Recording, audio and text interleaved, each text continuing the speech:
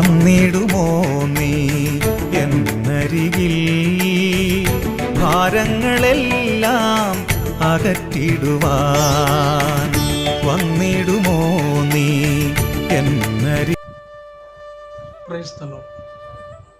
കർത്താവായ യേശുക്രിസ്തുവിന്റെ ധന്യനാമത്തിൽ വന്ദനം. ഇമ്മാനുവേൽ പ്രെയർ മിഷന്റെ ഉറവ് എന്ന ഈ പ്രോഗ്രാമിലേക്ക് ഏവർക്കും ഹാർദവമായ സ്വാഗതം. കർത്താവിൽ പ്രിയരെ, എല്ലാവരും സുഖമെന്ന് കരുതുകയാണ്. എല്ലാ പ്രിയപ്പെട്ടവരെ ഓർത്തുകൊണ്ട് പ്രാർത്ഥിക്കുന്നു. കഷ്ടതകളും പ്രയാസങ്ങളും ദുഃഖങ്ങളും ദുരിതങ്ങളും നിറഞ്ഞ ഈ മരുഭൂപ്രയാണ യാത്രയിൽ കർത്താവിൽ ചാരിക്കൊണ്ട് ഇന്നുവരെയും ആയിരിക്കാൻ ഓരോ പ്രിയപ്പെട്ടവരെയും സർവശക്തനായ ദൈവം സഹായിച്ചതോർത്ത് ദൈവത്തെ സ്തുതിക്കുകയാണ്. കഴിഞ്ഞ ദിവസം നമ്മൾ ചിന്തിച്ചത് വെളിപ്പാട് പുസ്തകം 1-ാം അധ്യായം 10-ാമത്തെ വാക്യമാണ്. എൻ്റെ പിന്നിൽ കേട്ടതായിരിക്കുന്ന ശബ്ദം എന്ത് എന്നറിയാൻ ഞാൻ തിരിഞ്ഞു നോക്കി. അത്തിജാല കണ്ണുള്ളവനും മാറത്ത് പൊൻകച്ച കെട്ടി 7 നിലവിളക്കിന്റെ നടുവിൽ ഇറങ്ങി വന്ന യേശുവിനെ ഞാൻ കണ്ടു. വെളിപ്പാട് പുസ്തകം ബൈബിളിന്റെ അവസാന പുസ്തകമാണ്. അതൊരു പ്രവചന ഗ്രന്ഥം തന്നെയാണ്. പത്മോസ് എന്ന ദ്വീപിൽ പ്രവാസിയായിട്ട് നാടുകടത്തപ്പെട്ടതായ ഒരു വ്യക്തിയാണ് യോഹന്നാൻ. യോഹന്നാൻ അവിടെ കിടക്കുന്ന സമയം ദൈവത്തിന് തന്നെക്കുറിച്ചുള്ളതായിരിക്കുന്ന ഒരു നിശ്ചയവും നിയോഗവും അതവിടെ വെളിപ്പെടുത്തുകയാണ്. വെളിപ്പാട് പുസ്തകത്തിൽ 3 കാര്യമാണ് പ്രധാനമായിട്ട് നമുക്കവിടെ കാണാൻ കഴിയുന്നത്. ഒന്ന്, ക്രിസ്തുവിനെ തന്നെത്താൻ വെളിപ്പെടുത്തുക. 2, ക്രിസ്തുവിലൂടെ സഭയെ വെളിപ്പെടുത്തുക. 3, യുഗാന്ത്യത്തിൽ വരുവാൻ പോകുന്ന കാര്യങ്ങളെ സമൂഹത്തിന് വെളിപ്പെടുത്തുക, സഭയ്ക്ക് വെളിപ്പെടുത്തുക. നമുക്കറിയാം, ഏറെ കഷ്ടതകൾ നിറഞ്ഞ ജീവിതത്തിന്റെ ഭാഗമായിരുന്നു തൻ്റെ ജീവിതയാത്ര. ക്രിസ്തുവിൽ അപ്പോസ്തലനായ യോഹന്നാൻ അനേക പ്രതികൂലങ്ങളെ സഹിച്ച്, ത്യാഗങ്ങളെ സഹിച്ച് ദൈവവേലയുടെ മുഖത്ത് താൻ നിൽക്കുമ്പോൾ അനവധിയായിരിക്കുന്ന പ്രശ്നങ്ങൾ തൻ്റെ ജീവിതത്തിൽ നേരിടുവാനിടയായി. അതിനെയൊക്കെ അതിജീവിച്ചുകൊണ്ടാണ് താൻ മുൻപോട്ട് കടന്നുപോയത്. മടിക്കാതെയും തൻ്റെ ജീവിതത്തെ ലക്ഷ്യമാക്കിക്കൊണ്ട് മുൻപോട്ട് കടന്നു പോകാൻ ദൈവം സഹായിച്ചു. ദൈവം ഓരോ കാലഘട്ടങ്ങളിൽ ദൈവം തിരഞ്ഞെടുക്കപ്പെടുന്നതായിരിക്കുന്ന വ്യക്തികളാണ് പ്രവാചകന്മാർ. പ്രവാചകന്മാരെ ദൈവം എഴുന്നേൽപ്പിച്ചിരിക്കുന്നത് ദൈവജനത്തിനു വേണ്ടി ഇടിവിൽ നിൽക്കാനാണ്. ദൈവത്തിൽ നിന്നും ദൈവജനത്തിന്റെ നടുവിൽ നിന്നുകൊണ്ട് ദൈവികമായിരിക്കുന്ന ആലോചനകൾ കൃത്യമായിട്ട് അറിയിക്കുക എന്നുള്ള ദൗത്യമാണ്. അത് വളരെ ഉത്തരവാദിത്തപ്പെട്ട ജോലിയാണ്. ഉദാസീനതയോടെ ചെയ്യാൻ കഴിയുന്നതല്ല. അങ്ങനെ ഉദാസീനതയോടെ ചെയ്തതായിരിക്കുന്ന ഒരു വ്യക്തിയെ നമുക്കറിയാം, യോന. ദൈവികമായിരിക്കുന്ന ആലോചനയ്ക്ക് അനുസരിച്ച് പോകാൻ കഴിയാതെ തൻ്റെതായിരിക്കുന്ന യാത്ര മറ്റൊരു ദിശയിലേക്ക് മാറ്റി നിനവേ പട്ടണത്തിൽ പോയി സുവിശേഷം അറിയിക്കണമെന്ന് പറയുമ്പോൾ തർസീസിലേക്ക് പോവുകയാണ്. എന്നാൽ ദൈവത്തിന് തന്നെക്കുറിച്ചൊരു പദ്ധതി ഉണ്ടായിരുന്നതുകൊണ്ട് ദൈവികമായിരിക്കുന്ന പദ്ധതിയിലേക്ക് തന്നെ കൊണ്ടുവരേണ്ടതിന് ദൈവം തന്നെ സന്ദർശിച്ചു. കപ്പലാടി ഉലഞ്ഞു, തന്നെ കടലിലേക്ക് വലിച്ചെറിഞ്ഞു, തന്നെ വിഴുങ്ങുവാനായിട്ടൊരു മത്സ്യത്തെ കൽപ്പിച്ചു. 3 ദിവസക്കാലം മത്സ്യത്തിന്റെ ഉദരത്തിൽ കിടന്നു. അവിടെ കിടന്നുകൊണ്ട് അയ്യം വിളിച്ചു.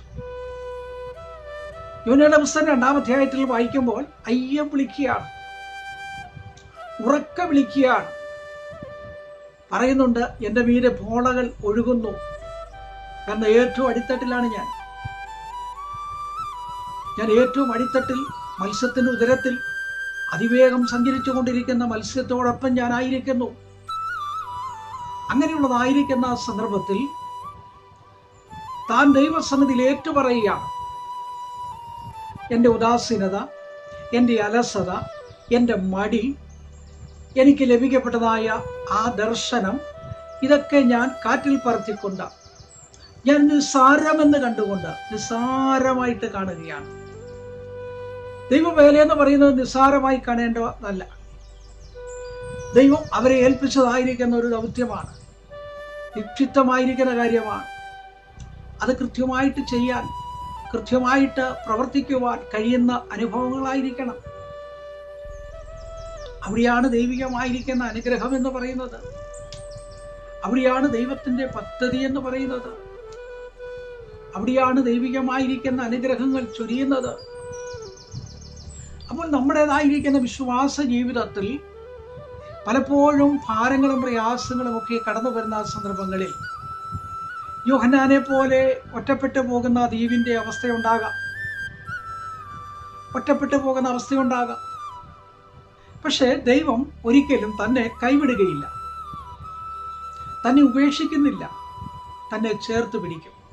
കാരണം ദൈവത്തിന് ഉദ്ദേശമുണ്ട്. നിന്നെ ഏകാന്തതയിൽ കൊണ്ടുവന്നു എങ്കിൽ അതിൻ്റെതായിരിക്കുന്ന ഒരു ഉദ്ദേശമുണ്ട് എനിക്ക്, അത് ഞാൻ യാഥാർത്ഥ്യമാക്കും. നീ ഒറ്റപ്പെട്ടതായിരിക്കുന്ന അവസ്ഥയിലാണ് കിടക്കുന്നതെങ്കിൽ നീ ഭാരപ്പെടേണ്ടതില്ല, എനിക്ക് നിന്നിലൂടെ ചില കാര്യങ്ങൾ ചെയ്യാനുണ്ട്. നീ മാനസികമായും ശാരീരികമായും തളർന്ന കിടക്കുന്നത് എങ്കിൽ എനിക്ക് നിന്നെ കൊണ്ട് ചില കാര്യങ്ങൾ, അത്ഭുതങ്ങൾ ചെയ്യാനുണ്ട്. അതുകൊണ്ട് ദൈവസന്നിധിയിൽ വിശ്വസ്തയോടെ നിന്നുകൊണ്ട് നാം പ്രവർത്തിക്കുന്നു എങ്കിൽ അത് ഏറ്റവും അനുഗ്രഹമായി മാറുവാൻ തക്കവണ്ണം ഇടയായിത്തീരും. ദൈവത്തിൻ്റെ സന്നിധിയിൽ നമ്മൾ നിൽക്കുമ്പോൾ ദൈവികമായിരിക്കുന്ന ഒരു ചിറകിന്റെ പരിപാലനം നമുക്കുണ്ടാകും. യെശയ്യാവിന്റെ പുസ്തകം നമ്മൾ വായിക്കുമ്പോൾ 40 വായിക്കുമ്പോൾ നമുക്ക് കാണാൻ കഴിയുന്നതാണ്. പ്രത്യാശയുടെ ഒരു ചിറക് നമുക്കുണ്ടാകും. പ്രത്യാശയുടെ ചിറക്. ചിറകെന്ന് പറയുന്നത് പറന്നുയരാനുള്ളതാ. പ്രത്യാശ ഭാവിപരമായ കാര്യമാണ്. ഭാവിപരമായ കാര്യങ്ങൾക്ക് വേണ്ടി ചിറക് ഒതുക്കിയിരിക്കുവാനല്ല, ചിറക് വിടർത്തി പോകേണ്ടതുണ്ട്. അപ്പോൾ ദൈവത്തിൻ്റെതായിരിക്കുന്ന ഒരു പദ്ധതിയിൽ, കരുതലുകളിൽ, സൂക്ഷിപ്പുകളിൽ, നിറവുകളിൽ അത്യധികമായിരിക്കുന്ന അനുഗ്രഹങ്ങൾ ദൈവം നമുക്ക് വേണ്ടി ഒരുക്കി വച്ചിരിക്കുക. അതിനെക്കുറിച്ച് ഇവിടെ പറയുമ്പോൾ രോഗങ്ങൾ വരട്ടെ, ഭാരങ്ങൾ വരട്ടെ, പ്രയാസങ്ങൾ വരട്ടെ, എന്നാൽ രോഗോപശാന്തിയുടെ ഒരു ചിറകിൽ ഞാൻ നിന്നെ മറയ്ക്കും. നീ രോഗിയാണോ?